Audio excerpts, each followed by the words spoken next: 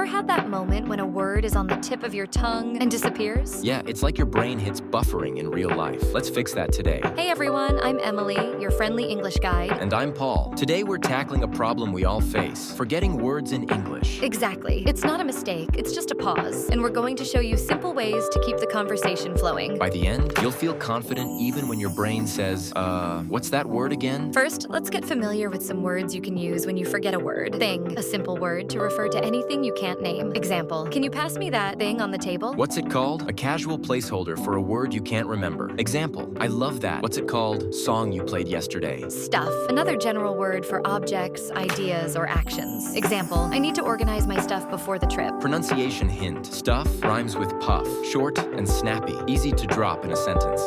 Let me see. A quick pause filler that gives you time to think. Now let's look at phrases to use when you forget a word in conversation. I'm looking for the word. It's on the tip of my tongue. I can't remember the exact word, but it's like, how do you say in English? It's the thing you use to... Each of these gives you breathing space without stopping the flow of the conversation. In many countries, forgetting words is totally normal. In Japan, people often use so-and-so as a placeholder. In Brazil, it's common to say coisa, which literally means thing. And in global English workplaces, people often smile and paraphrase instead of stressing over one word. So don't panic. Everyone forgets sometimes. Let's see it in action. Imagine we're at a cafe. Emily, can I have, that thing you told me about yesterday? You mean the coffee cake? Yes, that one. I couldn't remember the word cake. See? Just a small pause and a descriptive phrase. No problem. Another example. Planning a trip. I need what's it called? The app that shows hotels and flights? Oh, you mean a booking app? Right, that's it. Tip. When you describe the word you forgot, try to focus on its function, like the thing that helps me. Okay, quick practice. Think of one object near you. Don't worry if you forget the word. Try to describe it in English. Pause 5 seconds, then make a sentence. For example, I need the thing I write with.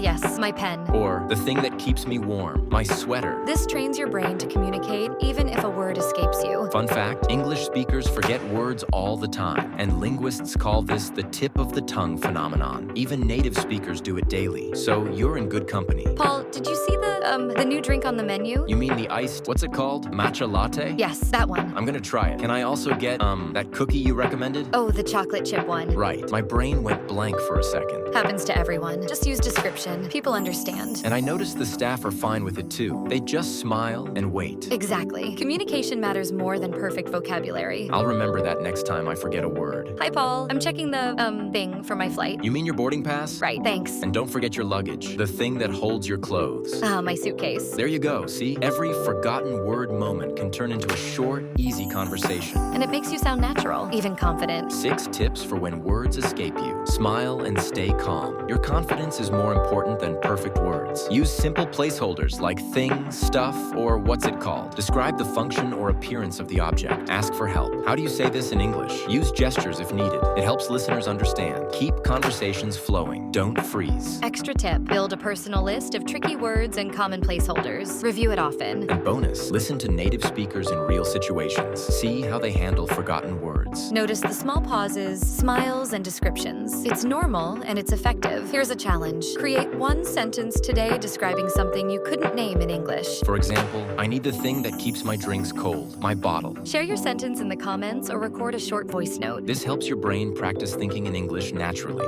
even when words slip away. Don't worry about mistakes. Focus on communication. That's the real skill. That's it for today's tip on handling forgotten words. We hope you feel ready to keep talking confidently, even when your brain says, uh-oh. Like, subscribe, and comment your sentences. Share this with friends who forget words too. Thanks for hanging out with us. Keep practicing, stay curious, and we'll see you next time. Bye. And remember, every pause is just a step towards smoother English.